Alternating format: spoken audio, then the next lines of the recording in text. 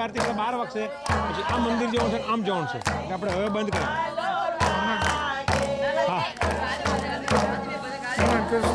just you speak Gayatri mantra we put the Havan Kund over there Sure. yeah we'll do Homa. four people batch only no more just Yeah. 11 mantra yes ભાઈ For 1 minute, please. યા આ આપણા ગૌશાળાના સ્થાપક છે અને એમણે આ ગૌશાળાની સ્થાપના કરી છે એમનો જ મેં તમને અગાઉ કહ્યું એમ ઉદ્દેશ એવો છે કે કોઈ પણ ગાયો કતલખાને ના જાય અને એનો દુરુપયોગ ના થાય જાનવરનો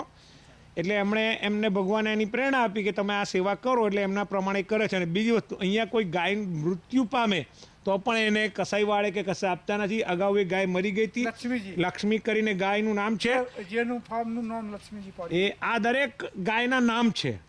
એ હમણાં ગાયના નામથી બોલાવે એટલે એ ગાય આવે અને જે કોઈ ગાય મરી જાય તો એને પણ ચામડા બમડા કાઢવાનું કશું નહીં એ અહીંયા ખાડો ખોદીને અહીંયા દાટી દેવામાં આવે છે બરાબર છે એમને ભગવાને પ્રેરણા આપીને એ કરે છે એમાં આપણે સાથ સહકાર આપવાનો અને હવે આપણે સામે હવનકુંડ મૂકીએ છીએ એમાં ચાર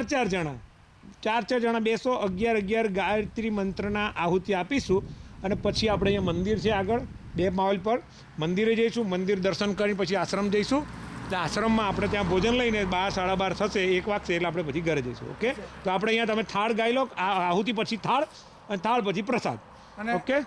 જેને પ્રદક્ષિણા ચડે માતાની સીતા માતાને આપણે લાવીએ હા તે હવે